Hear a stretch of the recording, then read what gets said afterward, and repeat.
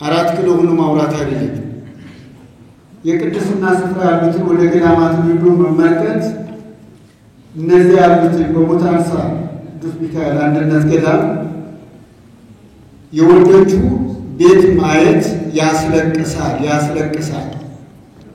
ቤተክርስቲያናችን ውደዷት። እኛ ልንሳሳት እንችላለን። ቤተክርስቲያኗ ግን አትሳሳትም። ነገ ማለች ወደፊትም ትኖራለች። እኛ ልንሞት እንችላለን። ልጆቻችን ሊቀጥሉ ይችላሉ። ስለዚህ መከራ ቢደርስባችሁ ፈተና ቢደርስባችሁ ለቤተ ክርስቲያናችሁ ስትሉ በቅን እንድትሰሩ መልእክቴን አስተላልፋለሁ። ለእናንተ ላመሰግን የምፈልገው የሚዲያ አካላት እናመሰግናችኋለን።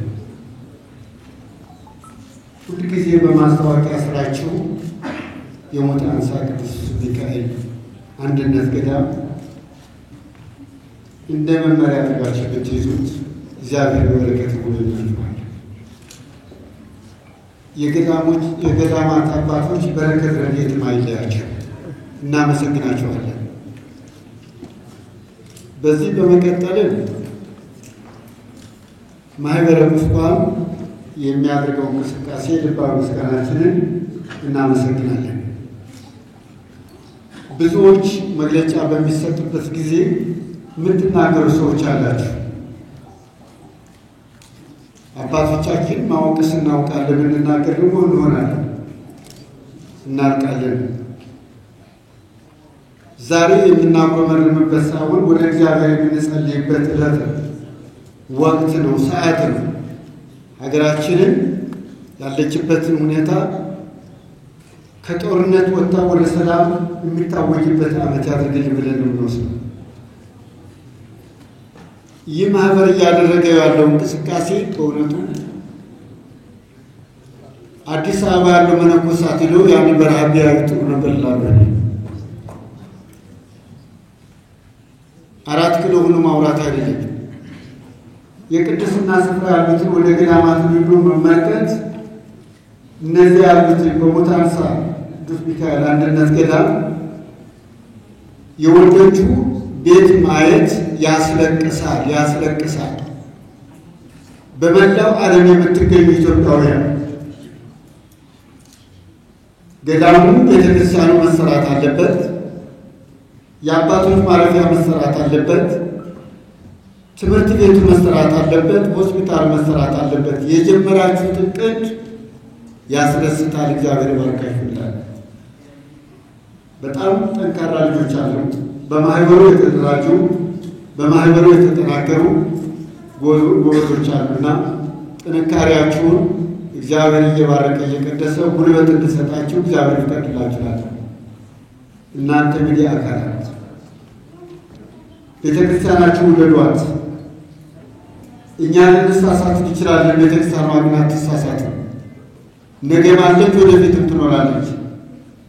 እኛ ልንሞት እንችላለን። ልጆቻችን ሊቀጥሉ ይችላሉ። ስለዚህ መከራ ቢደርስባችሁ ፈተና ቢደርስባችሁ ለቤተ ክርስቲያናችሁ ስትሉ በቅን እንድትሰሩ መልእክቴን አስተላልፋለሁ። እዚህ መጣችሁ ለሞታንሳ ቅዱስ ሚካኤል አንድነት ገዳም መልእክት ለማስተላለፍ ቪዲዮአችሁን ይዛችሁ የመጣችሁ በእውነቱ በማህበሩ ስም ልባዊ ምስጋና አቀርባለሁ። ይህ ገዳም እንስራው።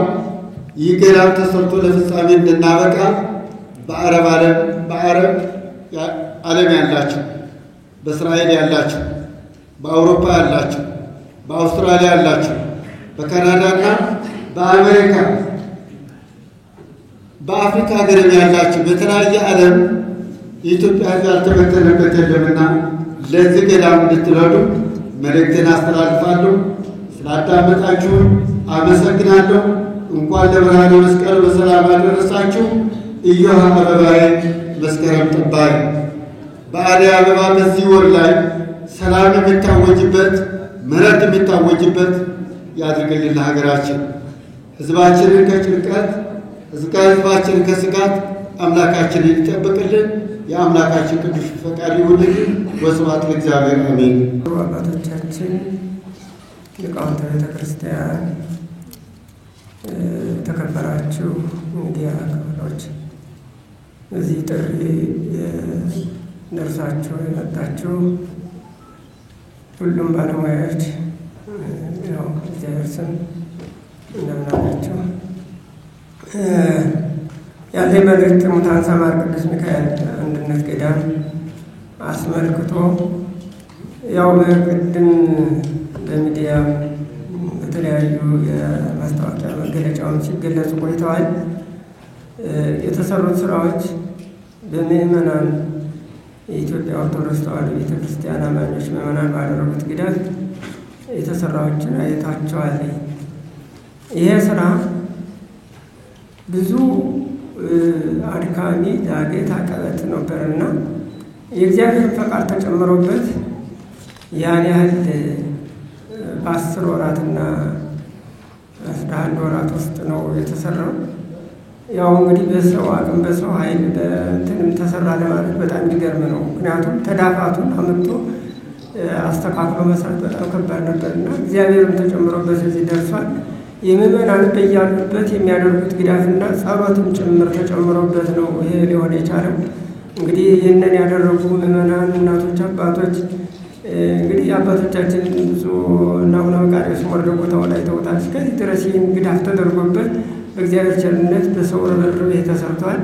ቀጣይ ያሉት ስራዎች እንደተገለጹት ሆኖ ያው አንዲት ቤተክርስቲያንን ከለማኝነት አወጥቶ ለሌላም ተደራሽ እንድትሆን የሚደረግ እቅድና ርብርብ ነው። ያው እንዳያችሁት የቤተክርስቲያን መሰረቷ አብነት ትምህርት ቤት ነውና ይህንንም ገዳም ስንሰራው አብነት ትምህርት ቤቱንም የሚያስፈልጋቸው ነገሮች ሁሉ መከናወን አለበት የሚል ሀሳብ የታቀደበት እግዚአብሔር ጨምሮ ያቀደበት ነው። እንግዲህ ይህ ሁሉም ምዕመናን ይህን ላይ እንትን አድርጎ ለሌላ ገዳም ደግሞ ለሌላ ቤተክርስቲያን ለተቸገሩት እንዲደርስ ማድረጉ ያው የምዕመናን ሀሳብ ነው ማለት ነው።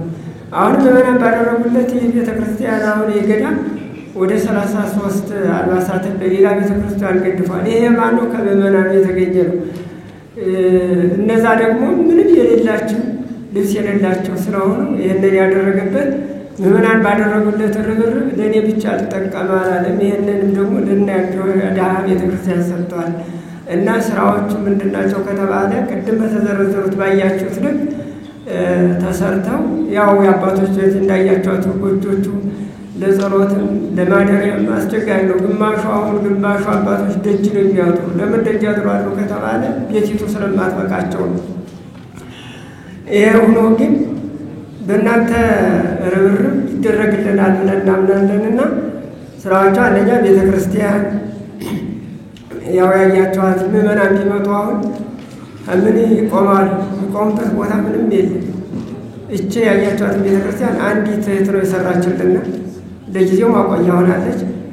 ወደፊት ግን እናንተ በዚህ በታቀደላት እቅድ ሰርታችሁ ትሰጡናላችሁ ብለን እናምናለን። ሌላም የአባቶች ዘንድ ሌላም የአብነት ትምህርት ቤቱ እና ጤና ጣቢያው ነው። ይህንን አድርጎ የኢትዮጵያ ምዕመናን ሰርቶ ለእኛ ካስረከበን እኛ ደግሞ ሌላ ችግረኛ ቤተክርስቲያን እንሰራለን ብለን እናስባለን። ያው ከተሰጠው መልእክት ተጨማሪ ለመስጠት እንጂ ሙሉ ለሙሉ ተገልጿል። ባጋጠሙን ሂደቶች እግዚአብሔር የተመሰገነ ይሁን። በእርግጥ በጦርነት ነው በሀገሪቱ ያለ ችግር ቢኖር እግዚአብሔር በቸርነቱ እግዚአብሔር በምህረቱ በሰላም እያደረሰልን እየተሰራ ይገኛል። የእናንተ ሀሳብ ትኩረት ስለተጨመረበት ነው። እግዚአብሔር የምዕመናንን ሀሳብ ማከናወኑ እኛንም ደግሞ ከበዓትም እንዲሁ ታሰበልን እቅድ ፈጽሞልን ሁላችንም በደስታ እንድንገናኝ። ስብሐት ለእግዚአብሔር።